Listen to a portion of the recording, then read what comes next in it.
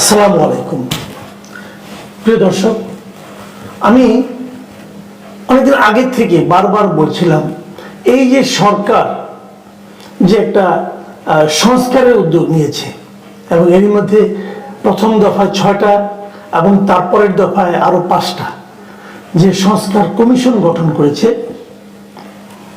আমি বারবার বলে আসছিলাম যে এই কমিশনের সঙ্গে রাজনৈতিক দলগুলোর প্রতিনিধি রাখা জরুরি ছিল। আমার লজিকটা ছিল এরকম যে আপনারা কমিশন গঠন করে যে সংস্কারটা করবেন, সেই সংস্কারটা দিয়ে আলটিমেটলি আপনারা কাদের কাছে দিবেন? একটা পলিটিক্যাল গভর্নমেন্টের কাছে তো দিবেন। আপনারা সংস্কারের পর একটা নির্বাচন করবেন এবং নির্বাচন করার পর সেই নির্বাচনে যে সরকারটা ক্ষমতায় আসবে তারাই তো এই সংস্কারগুলিকে বাস্তবায়ন করবে, এটাই তো স্বাভাবিক। তখন যদি তারা বলে আমরা এই সংস্কারগুলো মানি না, আমি এই সংস্কার অনুযায়ী দেশ চালাবো না, আমি জনগণের ম্যান্ডেট নিয়ে এসেছি, আমি জনগণের ম্যান্ডেট অনুযায়ী চালাবো, এবং সেই ম্যান্ডেট যদি এই সংস্কারের বিপরীতে হয়, তারা যদি অন্য কোনো সংস্কারের প্রস্তাব দেয়, তাহলে সেটাকে আপনারা কি বলবেন? দেখুন, এই কথাগুলো বারবার বলা সরকারের কানে দেয় না, তারা নিজেদের মতো করে সংস্কার করেছে, সংস্কার কমিশন করেছে এবং কোনো কমিশনের গঠন প্রক্রিয়া নিয়ে আমার আপত্তি ছিল। কমিশনে যে সমস্ত সদস্যদের নিয়োগ করা হয়েছিল, নির্বাচন করা হয়েছিল, নির্বাচন প্রক্রিয়া নিয়ে আমি প্রশ্ন তুলেছিলাম এবং যাদের দিয়ে কমিশন গঠন করা হয়েছিল তাদের যোগ্যতা নিয়েও আমি কিছু কিছু প্রশ্ন তুলেছিলাম। আমি বলেছিলাম এটা প্রপার হয়তো হয়নি এবং এরাই যোগ্য ব্যক্তি নয়, আরো যোগ্য ব্যক্তি আছে, খোঁজা উচিত ছিল। কে কাকে চেনে, কে কার আত্মীয়, এরকম ধরে ধরে যদি কে কার ইয়ার দোস্ত, এরকম ধরে ধরে যদি কমিটিতে বসানো হয়, সেটা প্রপার সংস্কার হয় কিনা আমার সন্দেহ আছে। আমি একাধিক কমিশন নিয়ে বলেছি, আমি নিজে গণমাধ্যম কর্মী, আমি গণমাধ্যমের জন্য যে সংস্কার কমিশন হয়েছে এটা আমার একদমই পছন্দ হয়নি। এদের সবাইকে আমি চিনি, আমাদের গণমাধ্যমে এদের ভূমিকা নিয়ে আমার প্রচুর প্রশ্ন আছে, এদের কি ভূমিকা আদৌ আছে এবং তারা কতটুকু ইতিবাচক ভাবে গণমাধ্যমে পরিবর্তন করতে পারবে সেটা নিয়েও আমার প্রশ্ন আছে। যাক, সেটা আমি একজন ব্যক্তি, আমার প্রশ্নে কিছু যায় আসে না, আমার আবার বাদ দেন, আমার কথা ধরেন না। কিন্তু যদি বিএনপি প্রশ্ন তুলে তাহলে আপনি কি বলবেন? আপনি তো আমাকে বাতিল করে দেন, আমি বাতিল করে দিলাম, দরকার নাই। বিএনপিকে বাতিল করবে কে? বিএনপি তো একটা বড় পার্টি। শুনুন, বিএনপি কি করেছে যখন তারা এই সংস্কার কমিশনগুলি করছে, বিএনপি একই সময় কি করছে? তারা কিন্তু আজকে থেকে 1 বছরেরও বেশি সময় আগে তারা কিন্তু রাষ্ট্র সংস্কারের জন্য 31 দফা একটা ঘোষণা করেছিল যে তারা কি কি সংস্কার করতে চায়। আপনারা দেখতে যখন পড়েন, দেখেন, আমি জানি না আপনারা কে কতটুকু দেখেছেন, পারলে এখনই দেখতে পারেন, দেখে নিয়ে 31 দফা আমি খুব মন দিয়ে পড়েছি। সেই 31 দফা কিন্তু একদম খারাপ না, আপনি পড়ে দেখেন। এবং 31 দফার মধ্যে এমন অনেক কিছু আছে যা নাকি সংস্কার প্রস্তাবে আনাই সম্ভব না। আমি একটা এক্সাম্পল দিয়ে বলি। বিএনপি বলেছে তারা যদি নির্বাচনে জেতে কেবল তারাই একটা সরকার গঠন করবে, তারা একটা জাতীয় সরকার গঠন করবে। এই জিনিসটা কি সংস্কার প্রস্তাবে আনা সম্ভব? পারবে না তারা আনতে এটা, কারণ এটা কেবলমাত্র এমন একটা রাজনৈতিক দলই কথাটা বলতে পারে যারা নাকি এই ম্যান্ডেট নিয়ে জনগণের কাছে যাবে। এই কমিশন তো যাবে না, আর এই কমিশন মাথা ব্যথাও নাই। যে এরকম অনেক প্রস্তাব বিএনপির 31 দফায় আছে যা নাকি এই সমস্ত সংস্কার প্রস্তাবে সংস্কার কমিশন দ্বারা আনা সম্ভব না। তারপরেও দেখেন, বিএনপি কিন্তু এই সংস্কার নিয়ে এতদিন কোনো কথাই বলেনি। আমার ধারণা, আমি আগেও বলেছিলাম যে জানুয়ারি মাস থেকে আপনারা দেখবেন দৃশ্যপটে পরিবর্তন এসেছে। জানুয়ারি মাস থেকে বিএনপি অনেক কথা বলবে যা নাকি সরকারের জন্য একটা চাপের কারণ হয়ে দাঁড়াবে। জানুয়ারি মাস লাগেনি, এর আগে আসছে। আমি এক্সাম্পল দিয়ে বলি, বিএনপি কিন্তু প্রস্তুতি নিচ্ছে। এই যে তাদের যে 31 দফা নিয়ে তারা নিয়মিত পাঠচক্র করছে, নিয়মিত আলোচনা করছে, বিভিন্ন একদম মাঠ পর্যায়ে, তৃণমূল পর্যায়ে তারা 31 দফাকে প্রচার করছে।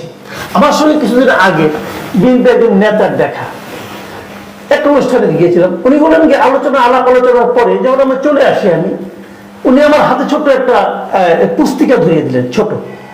আমরা বলি কি, এটা আমাদের 31 দফা। তাহলে এটা আমাকে দিচ্ছেন কেন? না, আপনি একটু দেখেন, হাতে কাছে রাখেন, সময় মতো দেখেন। এই যে ওয়েটা, আমাকে না, ওনারা অনেকে এই কাজটা করছেন। আমার ধারণা বিএনপি সেন্ট্রাল লিডারদের সবার পকেটেই এই 5-10টা করে পুস্তিকা আছে। এই পুস্তিকাটা কি? 31 দফা। 31 দফায় কি কি আছে এগুলো সুন্দর করে বর্ণনা করা আছে। বিএনপি খুব প্ল্যান্ড ওয়েতে 31 দফার প্রচার সারা দেশে চালাচ্ছে। কেন চালাচ্ছে? কেন চালাচ্ছে? আসলে তারা তাদের ফিল্ডটাকে তৈরি করছে। তারা অন্তর্বর্তীকালীন সরকারের যে সংস্কার কমিশনগুলি হচ্ছে তার বিপরীতে তাদের যে রাষ্ট্র মেরামতের সংস্কার যে দাবিগুলো আছে সেগুলো তারা মানুষের মধ্যে ছড়িয়ে দিচ্ছে। অতটা কি অন্তর্বর্তীকালীন সরকার পাচ্ছে? পারার কথাও না। তাহলে তারা কেন করছে এটা? এখানেই প্রশ্ন। সরকার যদি নিজেরা বিএনপিকে তাদের সংস্কার কমিশনগুলোতে ইনভলভ করত, তাহলে হয়তো বিএনপি এই কাজটা করতো না। বিএনপি এই সংস্কারে মনোযোগ দিত। কিন্তু যখন সরকার তাদেরকে জিজ্ঞাসা করেনি, তখন তারা নিজেরা নিজেদের মতো কাজ করছে।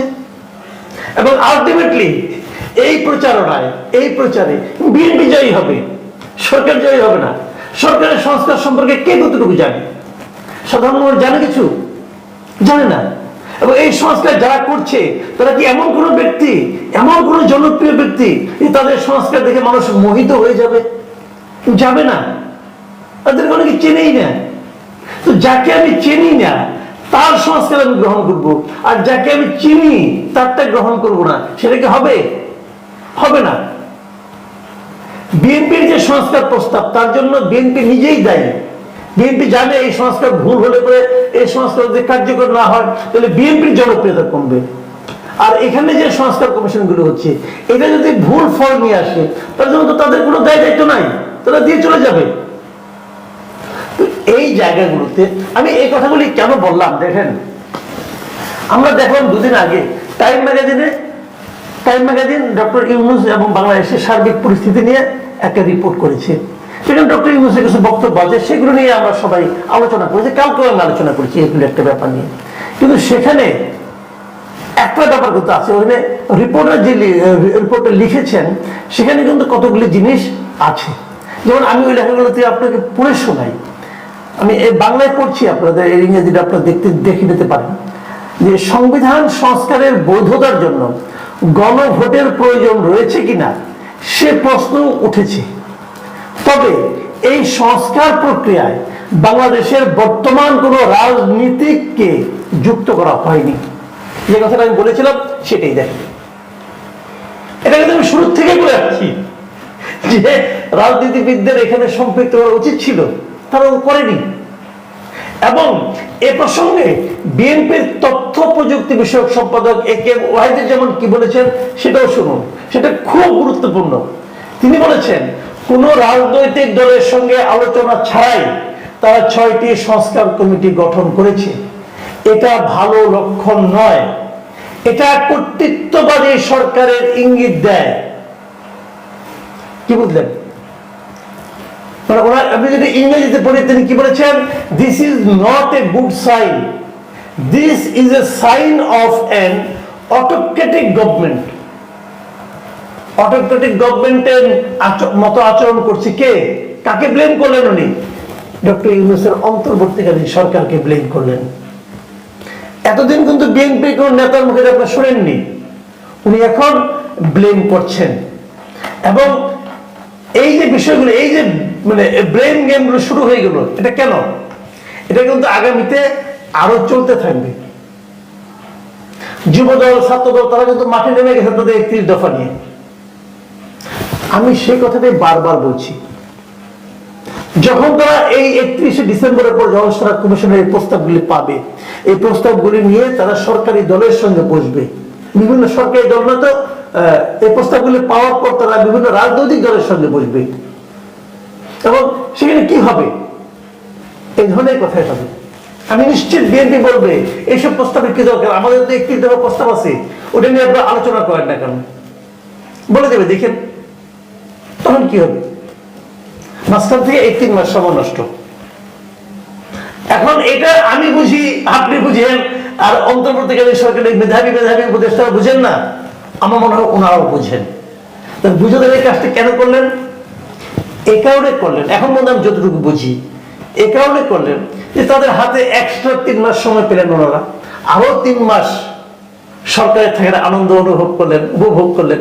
হতে পারে, আবার নাও হতে পারে।